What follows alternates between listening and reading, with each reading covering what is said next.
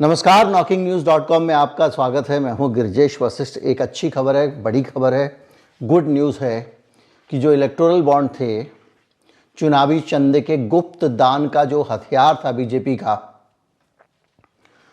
का नहीं, political parties का, लेकिन वो हथियार बीजेपी के काम आ रहा था।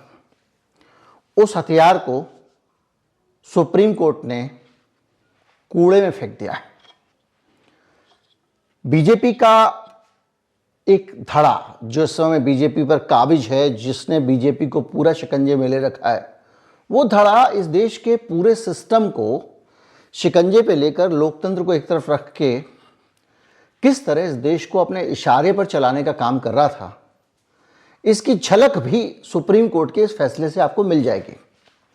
हम ये भी समझेंगे कि किस तरह से इस फैसले से लोकतंत्र की रक्षा हुई है और ये फैसला किस तरह से इस देश में हमारे और आपके सरकार चुनने के हक पे डाका डालता था।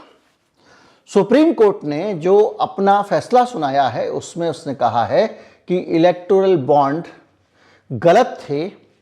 वो संविधान के आर्टिकल 19A(1) में दी गई अभिव्यक्ति की स्वतंत्रता का उल्लंघन करते हैं। यानी इस देश के लोगों को ये जानने का अधिकार है कि भैया किस पार्टी को कितने पैसे किससे मिले हैं और किसने दिए हैं, और ये जानना ज़रूरी है। एक चीज़ तो ये कही है। दूसरा, सुप्रीम कोर्ट ने ये कहा कि अगर आप गुप्त रूप से किसी से पैसे ले लोगे, देश को पता भी नहीं चलेगा, तो इतनी बड़ी बड़ी ताकतें जो हैं, कॉरपोरेट ताकतें हैं, वो तो पॉलिटिकल पार्टीज़ को अपने तरीके से चला सकती हैं। तो सुप्रीम कोर्ट ने कहा कि भाई इसमें लेन देन की गुंजाइश बहुत ज़्यादा है। आप कुछ फेवर लोगे, बदले में कुछ दोगे। क्योंकि अगर मान लीजिए मैंने चंदा दिया, आपने चंदा दिया, तो आप तो उसके बदले में बीजेपी के पास कुछ लेने नहीं जाओगे। लेकिन जो टाटा, बिरला, अडानी, अंबानी टाइप के लोग हैं, या जो विदेशी ताकतें हैं, कॉरपोरेट्स हैं, वो जब चंदा देंगे तो उसके बदले में वो क्या करेंगे? वो सरकार से कहेंगे भैया मैंने आपको चंदा दिया था, आप फला नियम पास करो, फला पॉलिसी पास करो। हम देखते आ रहे हैं, लगातार रोज मसले होते हैं कि इस तरह से सरकार दबादब किसी एक उद्योगपति दूसरे उद्योगपति के पक्ष में फैसले लिए जा रही है, उनकी दौलत बढ़ती जा रही है, बढ़ती जा रही है, बढ़ती जा रही है। तो ऐसी स्थिति में ये कहा सुप्रीम कोर्ट ने कि इस तरह की गड़बड़ी की भी गुंजाइश है, एक हाथ दे एक हाथ ले वाली। इसके साथ साथ कोर्ट ने यह कहा कि नागरिकों को जानने का अधिकार है भाई कि जो पैसा ले रहा है वो पैसा आरटीआई का एक्ट है इस देश में, तो ये संविधान की मूल भावना के विपरीत है। एक चीज तो ये हुई। दूसरा, उन्होंने ये बताया कि जो भी चंदा मिलता है हमेशा सत्ता पार्टी को ज्यादा मिलता है। तो ऐसे में सत्ता पार्टी, अब आप देखिए, इलेक्टोरल बॉन्ड आप कहां से खरीदो? स्टेट बैंक ऑफ इंडिया के फिक्स काउंटर है, वहां से। इलेक्टोरल बॉन्ड के लिए एक वहां से उसने आपको एक नोट जैसा दे दिया, पैसे ले लिए और ₹1 का एक नोट दे दिया, जो 1 करोड़ रुपए तक का नोट होता था। 100 का भी था, उसमें 10 लाख का भी था, 1 लाख का भी था। तो वो आप जाके वहां से इलेक्टोरल बॉन्ड खरीदो। साल में 4 बार खुलता था वो, हर 3 महीने के अंतर पे। तो इलेक्टोरल बॉन्ड खरीद लाओ और ले जाके आप उस पार्टी को दे दो। तो इससे सरकार का कहना था कि काले धन पे रोक लगेगी। तो उन्होंने कहा भैया ये काले धन पे तुम जो लोग लगाने की बात करो वो तो लगेगी सो लगेगी, लेकिन उसके जरिए काला धन कितना आगे बढ़ सकता था, इसको भी हम डिस्कस करेंगे अभी। लेकिन ये रहा है कि इस सारी चीज़ों से एक गड़बड़ ये हो रही थी कि एक तो जो चंदा लेगा उसके एहसान तले आप दबे रहते हो, और वो गुप्त रूप से देगा तो किसी को पता भी नहीं चलेगा। अगर मान लीजिए आप बीजेपी में, आपने अडानी से 1000 करोड़ चंदा ले लिया और कल के दिन आप अडानी के पक्ष में कुछ नीति बनाएंगे, तो विपक्षी पार्टी या आप, हम कह तो सकेंगे कि भैया इन्होंने चंदा दिया था, इन्होंने इसके लिए बात वो बनाई। तो ये एक तरह का अंडर द टेबल लेना हो गया। अब इसको दूसरे तरीके से समझिए कि अगर मैंने आपसे चंदा लिया और आपके लिए काम किया तो पता ही नहीं चलेगा। दूसरा, इन चंदों के गुप्त होने के बावजूद इसकी जानकारी सरकार को बखूबी रहती थी। कैसे रहती थी? जिस एसबीआई के पास से वो बॉन्ड बिक रहे हैं, किस पार्टी के लिए बॉन्ड खरीदा गया है, ये तो उसके रिकॉर्ड में है। और वो रिकॉर्ड में 15 दिन के अंदर बॉन्ड जमा भी करना होता था। तो जैसे ही 15 दिन के अंदर पैसा गया किसी पार्टी के खाते में, तो आप तुरंत पता लगा सकते हैं ये 100 करोड़ किसने दिए भाई। जरा एसबीआई वाला तुरंत खाता देख के बता देगा एसबीआई के बॉस को, क्योंकि एसबीआई सरकार की कंपनी है।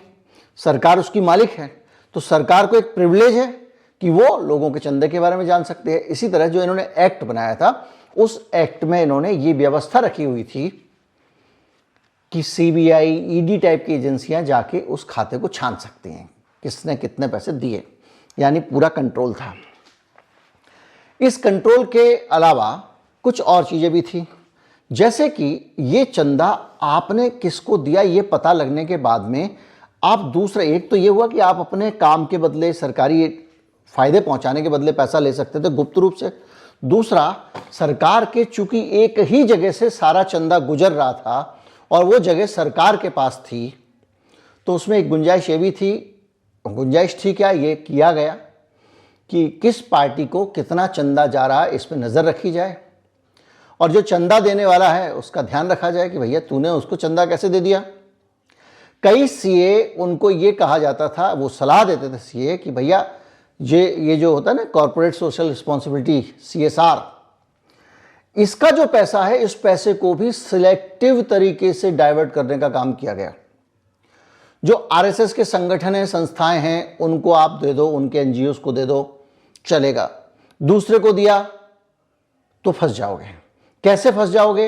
वो सीए कहता भैया पढ़ो ही नहीं चक्कर में, आपके साथ मैं भी फंस जाऊंगा, क्योंकि नज़र है। दूसरा एक चीज़ और भी हुई थी, कोविड के टाइम पे भारत में एक फंड बनाया गया, सब जानते हैं, PM care fund, private fund था। उसको ना तो आप RTI से जानकारी ले सकते, ना कुछ ले सकते, और कॉरपोरेट्स के ज़रिए किसको कितना दान किया जा रहा है ये जानकारी मांग ली गई। और उस जानकारी के आधार पर अगर एक कॉरपोरेट मान लीजिए 50,000 करोड़ रुपये दे रहा है, 10,000 करोड़, CSR में आपको बता दूं एक निश्चित राशि, मुनाफे का एक हिस्सा कॉरपोरेट को सामाजिक कार्यों में खर्च करना पड़ता है, ये नियम है। तो वो जो पैसा है वो आपने किसको दिया, इस पर सरकार नज़र रखती थी।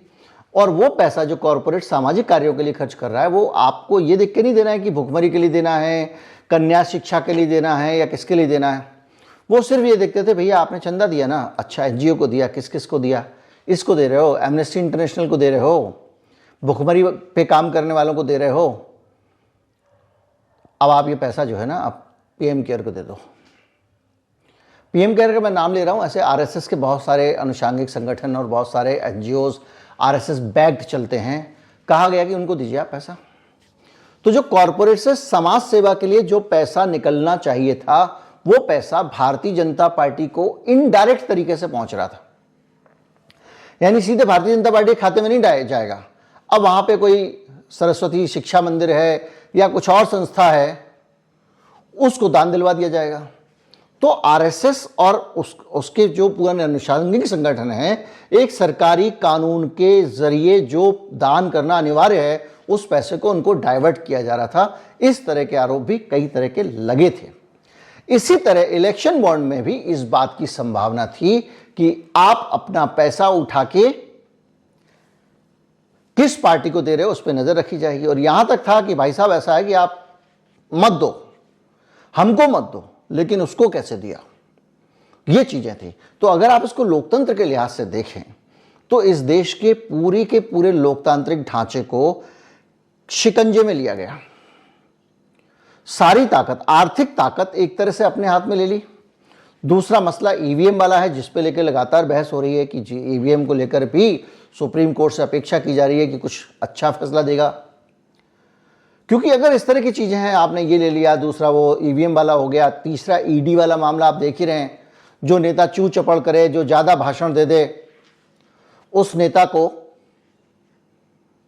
भेज दो, उसकी पूछताछ शुरू करो, नोटिस पे नोटिस भेजे जाओ, ले आओ, फिर गिरफ्तार कर लो। उसके बाद में IT cell, social media cell और पूरा जो सेटअप बना हुआ है, वो उसके बाद उस नेता को बदनाम करने में जुट जाते हैं, चोर है, पैसे खाए वगैरह वगैरह। अब अशोक चौहान जो है, आदर्श सोसाइटी घोटाले में मोदी और आपका जो फडणवीस, सभी तो भाषण देते थे उसके खिलाफ खुल के। अब वो पवित्र हो गया, बीजेपी में आ गया। उससे पहले वो शरद पवार का भतीजा अजित पवार, उसके बारे में भी मोदी जी भाषण देते हैं, महीने भर के अंदर वो पार्टी के पास होता है, तब पवित्र हो जाता है। तो आप सोचिए कि एक देश के लोकतंत्र को किस तरह पॉलिटिकल पार्टीज की आर्थिक रीढ़ तोड़ दिया आपने। उनको कौन चंदा दे रहा है उस पर नजर रखो, पहली चीज। दूसरा, जो पॉलिटिकल पार्टीज नंबर 2 से चंदा लेकर चुनाव लड़ा करती थी, उसमें भी आपने ईडी और सीबीआई को घुसा दिया। अब जो आदमी कमलनाथ जी को कैश देने वाला था वो सावधान है। याद कीजिए कि कानपुर के इत्र वाले क्या छापा पड़ गया था यूपी इलेक्शन से पहले। इत्तेफाक अलग था कि वो बीजेपी का आदमी निकला, लेकिन इसलिए मारा गया था कि कमर तोड़ दो, क्योंकि उसी के सेम नाम राशि गुप्ता जी समाजवादी पार्टी के भी फंडर थे। कमर तोड़ दो। उसी तरह से वो छत्तीसगढ़ में कांग्रेस पार्टी के सांसद थे, उनके खिलाफ खूब सारा नोट निकला था। कुछ हुआ उनका? नहीं हुआ ना। लेकिन आपने क्या किया? फंडिंग अटका दी। अब वो आदमी छत्तीसगढ़ सरकार को पैसे नहीं दे पाएगा। तो इस तरह से सारी पार्टियां, चुनाव पैसे के बगैर लड़ा नहीं जा सकता, आप जानते हैं। तो जो आर्थिक पूरा का पूरा तंत्र था वो आपने कब्जे में ले लिया और सारी पार्टियों को कर दिया आपने कमजोर। दूसरा आपने क्या किया? मीडिया को कब्जे में ले रखा है। कोई भी मीडिया हाउस जरा दाएं बाएं इधर उधर कर ही नहीं सकता, वो दबा हुआ है। उसको एक हाथ से पैसा भी दिया जा रहा है सरकारी विज्ञापनों के तौर पर, और दूसरी तरफ उसकी कनपटी पे पिस्तौल भी है कि अगर तूने इधर उधर हुआ तो गड़बड़ हो जाएगा। और जो लोग थोड़ा बहुत अड़े रहे वो खरीद लिए गए। IANS बिक गया, आपको पता भी नहीं होगा। NDTV बिक गया। तो जो इस तरह की संस्थाएं थीं, वो धीरे धीरे करके, क्विंट भी देखिए बिक चुका है, वो उद्योगपतियों के जरिए खरीदवा लिए गए। तो अब आप सोचिए कि एक पार्टी चुनाव लड़ने के लिए उसको पैसे चाहिए, उसके बगैर जनता तक अपनी बात कैसे पहुंचाए? आपने पैसे को पूरे शिकंजे में ले लिया। दूसरा, मीडिया के जरिए वो अपनी बात पहुंचा सकते हैं, तो मीडिया को पूरी तरह से अपने शिकंजे में ले लिया। सोशल मीडिया पे आपकी बाकायदा एक सेना है, जो सोशल मीडिया सेल है, वो अलग जुट जाती है। तो पहले एक आदमी को पकड़ो, फिर ईडी में गिरफ्तार करो, तो उसके बाद उसको तमाम बदनाम कर दो और इतना घेर दो उसको। अब तो इस देश में तो लोग जनभावना के आधार पर भी फांसी जैसे फैसले देती हैं अदालतें, तो वो भी एक सच है और कड़वा सच है। तो इस तरह से पूरा जो लोकतंत्र है भारत का, उसको अपने शिकंजे में लेने का ये एक उपक्रम जो होता है उसका एक हिस्सा था इलेक्टोरल बॉन्ड। अब इसमें काला धन कैसे आ सकता है इसको भी समझते हैं। आप एक बात सोचिए कि एक आदमी ने रिश्वत ली, मान लीजिए 100 करोड़ रुपए। अब मैं 100 करोड़ रुपए रिश्वत कैसे लूंगा आज के दौर में? झूठा बिल नहीं बना सकता। अगर मैं जाऊंगा किसी आदमी से कहूंगा भैया 100 करोड़ काला ले ले, एक बिल बना के मुझे दे दे, तो कहेगा भैया GST जमा करनी है मुझे 18%, अगर सेल दिखाऊंगा तो पैसा लाओ, और रिकॉर्ड पे आ जाएगा। तो मैं कैसे पैसे दूंगा? तो मैं ये काम करूंगा कि मॉरिशस में या कहीं पे, जहां पे जो आपने देखा होगा टैक्स हेवन कंट्रीज हैं, जहां पे विनोद अडानी साहब की कंपनियां बहुत सारी निकली थी, बहुत सारी शेल कंपनियां उनकी पाई गई हैं, उस कंपनी का शेयर खरीद लूंगा, यानी उस कंपनी को पैसे दे दूंगा, और वो कंपनी जो है उसमें मैंने शेयर खरीद लिया, और वो कंपनी जो है मान लीजिए 50 करोड़ मैंने यहाँ से कमाया, 50 करोड़ उस कंपनी में मेरा हो गया।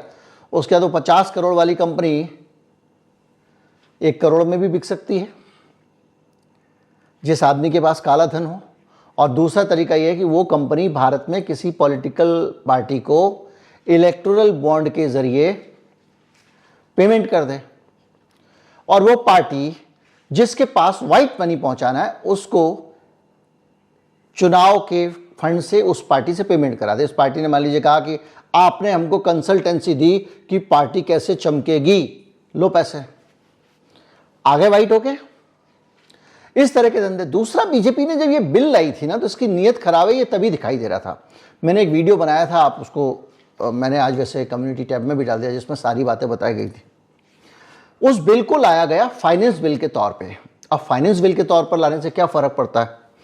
दरअसल क्या है कि कोई अगर आप कानून में बदलाव करेंगे, चुनावी कानून में, तो उसको पहले लोकसभा में जाना पड़ेगा, राज्यसभा में जाना पड़ेगा। बोला राज्यसभा में जाएगा तो बहस हो जाएगी, पास कराना मुश्किल होगा, क्योंकि आपकी पावर राज्यसभा में कम थी।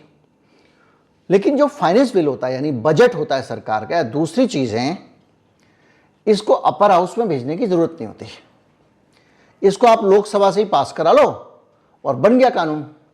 तो इन्होंने जानबूझ के फाइनेंस बिल के अंदर इलेक्टोरल बॉन्ड को छिपाया, और छिपाने के बाद इसको लागू किया। तो 2017 में इस तरह से अगर देखा जाए, तो राज्यसभा को एक तकनीकी तरीके से बाईपास कर दिया, और उस कानून को करा लिया पास। तो अब अगर आप देखें तो एक तरह से इस देश में निष्पक्ष चुनाव क्या हो पा रहे हैं? निष्पक्ष चुनाव होने के इसी फाइनेंस बिल में बहुत सारे, अरुण जेटली उस वक्त वित्त मंत्री थे, खेल किए गए थे। तो अब अगर सोचें आप कि भैया कांग्रेस पार्टी हार रही है, ये पार्टी हार रही है, तो क्यों हार रही है? आपको समझ आएगा कि वो हार नहीं रही है, ये जीत रहे हैं। ये जीत क्यों रहे हैं? क्योंकि ये दूसरी पार्टियों का हर तरह से उसका पैसा छीन लिया। मान लो आप ही पार्टी हैं, आपके सारे पैसे छीन ले, आपके सारे के सारे अकाउंट सील कर दे आदमी, तो आप फंस गए, क्या करेंगे? दूसरा ये है कि उसके बावजूद आप जरा चूचपड़ करने लगे तो आपके घर पुलिस भेज दे, थाने में ले जाए पुलिस उठा के आपको, जैसे ईडी वगैरह करते हैं, तब आप क्या करेंगे? एक तो आपकी फाइनेंशियल बैकबोन तोड़ दी पूरी की पूरी इस तरह के नियम लाके। दूसरा किया कि आपको उठा के ईडी सीबीआई वगैरह से डरा दिया, तो आप क्या करोगे? तो जब आपके पास पैसा ही नहीं होगा भैया, जब आपके पास में, और दूसरा ये कि आप जो मीडिया है जहाँ से बगैर पैसे की आवाज़ उठनी चाहिए, तो आपको अगर पुलिस पकड़ के ले गई, आपके अकाउंट सीज कर दिए गए, अब आप सोचो कि मैं अपनी आवाज़ उठाऊं तो आपके मुंह पर पट्टी बांध दी गई मीडिया छीनकर। तो इस समय लोकतंत्र में इस तरह से पूरे के पूरे विपक्ष को जकड़ दिया गया। अब जो लोग आके लिखते हैं नीचे कि आप जो है वो न्यूट्रल रहा करो, अब इन दोनों पक्षों के बीच में न्यूट्रल मुझे क्या रहना चाहिए? या किसी को भी रहना चाहिए? कोई रह सकता है? उस आदमी की आवाज़ उठाने के लिए कोई भी नहीं होगा क्या? और कम से कम इस दौर में, जबकि पूरा का पूरा अब ये शिकंजा जिस तरह बना लिया गया है, इसके अलावा आप देखिए उद्योगपति अलग डरे हुए हैं, आप जानते हैं किसको चंदा देना है, किसको नहीं चंदा देना है, वगैरह वगैरह। पॉलिटिशियन अलग डरे हुए हैं, अधिकारी अलग डरे हुए हैं। और अब तो मैं आपको एक चीज़ बता रहा हूं, आरबीआई में बहुत जोर शोर से इसकी चीज़ पे तैयारी चल रही है, डिजिटल करेंसी पे। डिजिटल करेंसी एक पास हो चुकी है, वैसे उसका एक निकाल दिया गया है, मतलब उसको कहते हैं नमूने के तौर पे वो इस्तेमाल भी हो रही है, जो करना चाहे कर सकता है। लेकिन अब काम इस पे चल रहा है कि पूरी डिजिटल करेंसी ही, इसके कई ट्रायल हो चुके हैं और उसमें इसको इम्प्रूव किया जा रहा है कि पूरी तरह डिजिटल करेंसी लागू कर दी जाए, कागज़ के नोट को बाहर ही कर दिया जाए।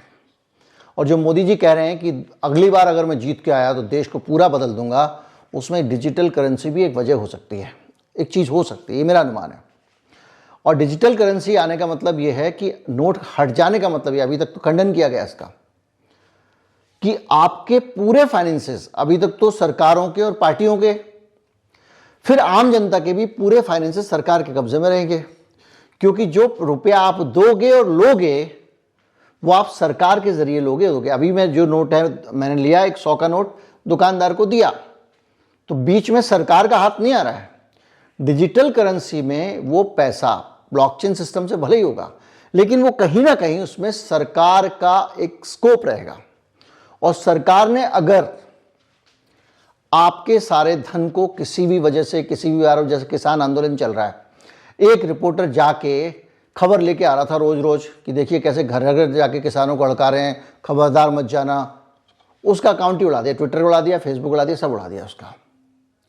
तो कल के दिन मान लीजिए कोई ऐसा काम कर रहा हो, उसकी करेंसी ब्लॉक कर दी, उसका पैसा ब्लॉक कर दिया, क्या हुआ? उसका कुछ नहीं बचा। तो ऐसी सारी परिस्थितियां जो हैं वो धीरे धीरे करके, अब ये मुझे देखने में एक तरह का आपराधिक कब्जा लगता है देश के लोकतंत्र पे, देश की व्यवस्था पे।